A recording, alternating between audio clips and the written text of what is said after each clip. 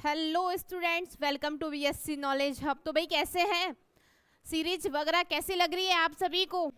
हाँ, तो पढ़ाई वढ़ाई तो प्रॉपर चल रही है ना सभी की? है या अभी भी ये सोच रहे हैं कि चलो एग्जाम से एक दिन पहले पढ़ लेंगे? अरे बच्चा, ऐसा थोड़ी ना होगा। आपको पता है रिजल्ट कैसा आ रहा है और हमें अपने रिजल्ट को बेहतर से बेहतर बनाना है, तो उसके लिए थोड़ी तो मेहनत करनी होगी ना। तो इसी के साथ हम यूनिट सेकंड फोर्थ सेमेस्टर के लिए न्यूमेरिकल लेके आई हूँ मैं आप सभी के लिए।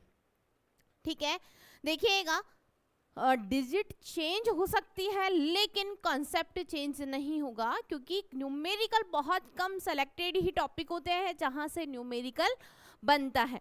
समझ में आ रही है बात? तो हम स्टार्ट करते हैं। पहला आइएगा भाई, ये लो, पहला जो न्यूमेरिकल है वो क्या है। सबसे पहले क्वेश्चन को पढ़ना है, फिर लिखना है कि क्वेश्चन में दिया क्या क्या है। ठीक है, तो देखिएगा, सबसे पहले हम बात करते हैं बच्चा, क्या है हमारा question. NTP, normal temperature and pressure की हम बात कर रहे हैं। पर किस ताप पर हाइड्रोजन गैस के अणुओं की वर्ग माध्य मूल चाल दुगनी हो जाती है? कौन सा टेम्परेचर, यहाँ क्या बता रहा है, हमें टेम्परेचर निकालना है। और मैंने एक शब्द याद करवाया था, सभी को याद है क्या?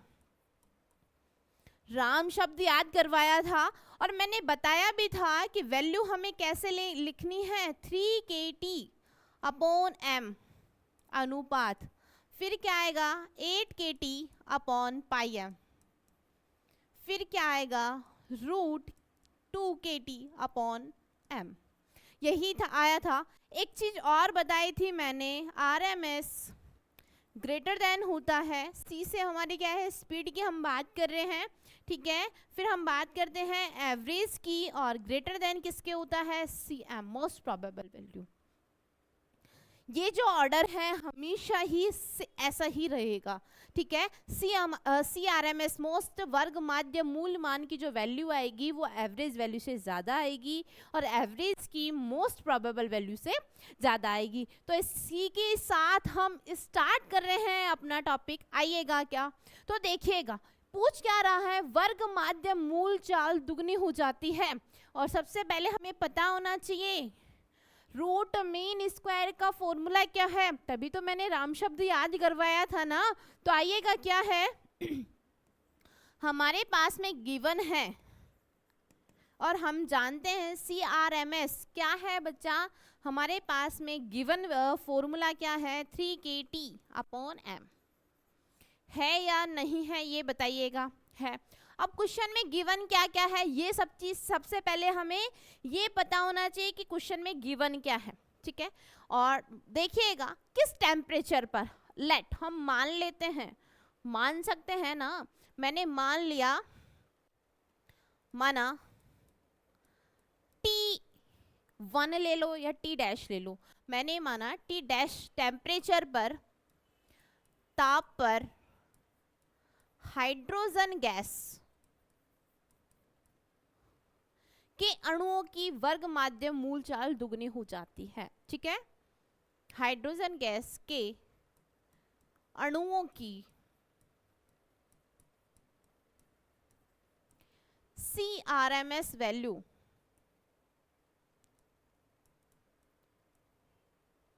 दुगनी हो जाती है, CRMS मान दुगनी हो जाती है। अब देखिएगा, तो इसको मैंने मान लिया T प्राइम टेम्परेचर पर, मैंने उसको मान लिया C-RMS। उस पर क्या हो रही है हमारे पास में, ये दुगनी हो रही है या नहीं हो रही है। इस सेंटेंस से हमने ये लिख सकते हैं। तो अब देखिएगा कुछ नहीं करना है, सिर्फ फॉर्मूला रखना है। आओ, तो ये हमारे पास में क्या है, CRMS किस टेम्परेचर पर, T प्राइम टेम्परेचर पर। फॉर्मूला क्या है भाई, 3kT/m। ओके, 2 बाहर है, फॉर्मूला क्या है हमारे पास में, 3kT/m। यही है ना? है। अब एक चीज बताओ, ये हमारे पास में क्या है, T प्राइम है, ये T है, बाकी वैल्यू तो कांस्टेंट है, ये तो सेम है ना, 3k/m 3k/m। है ना। तो यहाँ से मेरे पास में कैंसिल आउट होके क्या बच गया, टी प्राइम बच गया, और यहाँ से मेरे पास में क्या बच गया, टी बच गया। इतना समझ में आया है सभी को? है, अरे इतना समझ में आ गया तो क्वेश्चन भी हो गया, ये बात मान के चलो, ठीक है। तो अब मैं रीअरेंज कर रही हूँ, मैंने रीअरेंज करने के लिए 2 बराबर क्या रख दिया, under root T prime upon T रख दिया। कर सकती हूँ ना मैं ये? अरे कर सकती हूँ या नहीं कर सकती, ये बताओ। कर सकती हूँ ना मैं? चलो अब देखो, मैंने यहाँ दोनों तरफ वर्ग कर दिया, वर्ग करने पर, ये लो भाई कर दिया, तुम्हारे कहने पर कर दिया, तो यहाँ क्या आएगा, 4 आ जाएगा, और यहाँ टी प्राइम अपॉन टी आ गया। अब यहाँ से टी प्राइम की वैल्यू क्या यही आएगी मेरे पास में? बताओ, यही आएगी ना, 4t आएगी या नहीं आएगी? टी क्या है, नॉर्मल टेम्परेचर है हमारे पास में, नॉर्मल टेम्परेचर। और मैं बात करूं नॉर्मल टेम्परेचर कितना लेते हैं हम, 0 डिग्री सेल्सियस जो होता है 273 केल्विन, होता है या नहीं होता?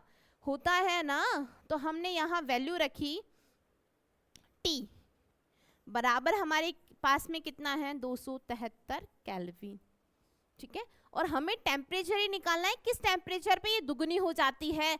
तो लिखिएगा, हम मान रख देते हैं टी प्राइम बराबर 4 × 273 केल्विन। अब बताओ, कैलकुलेट करके फटाफट से बताओ कितना आंसर आएगा।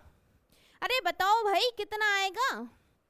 ये लो, ये भी मुझे ही करना पड़ेगा, कोई बात नहीं। ये हमारे पास में टेम्परेचर आ गया 1092 केल्विन टेम्परेचर पर क्या होगा हमारे पास में, जो हमारे पास में वर्ग माध्यम मूल चाल है वो दुगनी हो जाएगी, किस टेम्परेचर पर, 1092 केल्विन टेम्परेचर पर।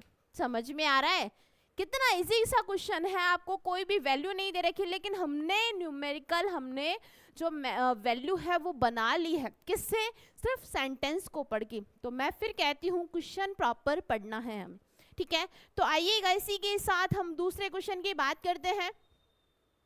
दूसरा क्वेश्चन क्या कहना चाह रहा है भाई, ताप हमारे पास में T है, दाब P है, ठीक है, और एक गैस के अणुओं का माध्य मुक्त पथ हमारे पास में ये गिवन है। इसके पहले हम ये वाला क्वेश्चन करते हैं, आइएगा, ठीक है। हमें ये वाला क्वेश्चन करना है इससे पहले। अब भाई क्वेश्चन क्या है ये भी देखो। क्वेश्चन हमारे पास में है कि बेंजीन के अणु का व्यास d निकालना है, मतलब यदि n बराबर वैल्यू हमारे पास में गिवन है और कितनी है, घन सेंटीमीटर क्यूब, बेंजीन के लिए माध्य मुक्त पथ का वैल्यू हमें गिवन है।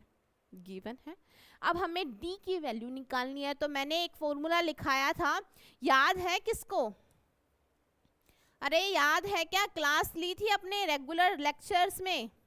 ये लो भाई, ठीक है। क्या है हमारे पास में, हम जानते हैं फॉर्मूला क्या होता है, बताओ, माध्य मुक्त पथ का। अरे भाई बताओ, लैम्डा, यही होता है।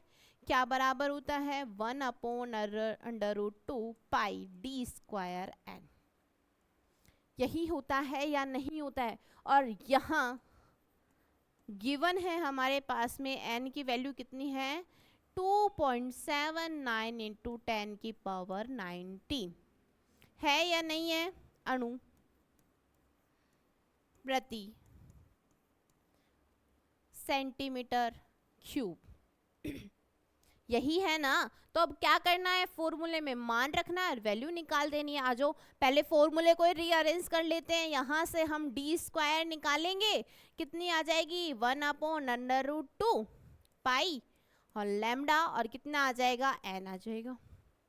आ गया। अब क्या करना है भाई, अब तो फॉर्मूले में वैल्यू रख देनी है, रख दो। आ जाओ, ये d², 1/√2 की वैल्यू कितनी होती है, 1.414।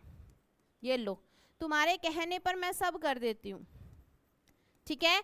फिर मैंने क्या रखा, पाई की वैल्यू कितनी होती है, 3.14 इंटू, अब लैम्डा की वैल्यू मेरे पास में गिवन है, कितनी है, ये देखो, ये लैम्डा है भाई, सॉरी, ये हमारे पास में माध्यम मुक्त पथ है और हमने इसको लैम्डा माना है, ठीक है।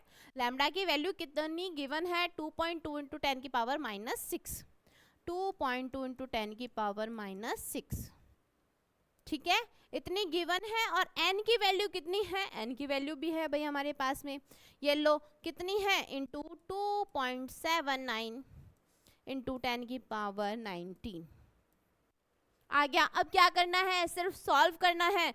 तो सॉल्व तो हम कर सकते हैं ना, कैलकुलेटर होता है हमारे पास में। आओ भाई ये लो, तुम्हारे लिए मैं ये भी सॉल्व कर देती हूँ, कर दे। तो क्या वैल्यू आई है, देखो d² मेरे पास में है 1/√2 की वैल्यू मैंने लिख ली। पहले हम पावर सॉल्व कर लेते हैं, 1.414 इंटू 3.14 इंटू कितनी है 2.79 और 2.2, ये लो 2.79 इंटू 2.2। अब पावर को सॉल्व करते हैं, पावर सॉल्व करने पर क्या आएगा, प्लस के 19 और माइनस का 6, बेस समान है, घाते जुड़ जाती है। तो 19 में से 6 गया, कितना बचा, 13 बचेंगे, किसके, प्लस के। बचेंगे या नहीं बचेंगे, ये चीज तो भाई क्लियर करो, बचेंगे ना। अब कुछ नहीं करना है, सॉल्व करना है, तो सॉल्व करो इसको फटाफट से, कैलकुलेटर का यूज करो। अरे कैलकुलेटर का यूज करो, कितनी कैलकुलेशन करने पर कितनी वैल्यू आई है मेरे पास में, बताओ भाई कितनी आई है। अरे ऐसे नहीं बोलोगे तो काम कैसे चलेगा। ये लो 10 की पावर -13 अपॉन कितना आ जाएगा, कितना आएगी, ये लो कैलकुलेशन करने पर हमारे पास में ये वैल्यू निकल के आएगी, आ गई। अब ये लो, इसको मैंने इसमें भी कन्वर्ट कर दिया, कर सकती हूँ या नहीं कर सकती, 1 से मल्टीप्लाई कर दिया ना।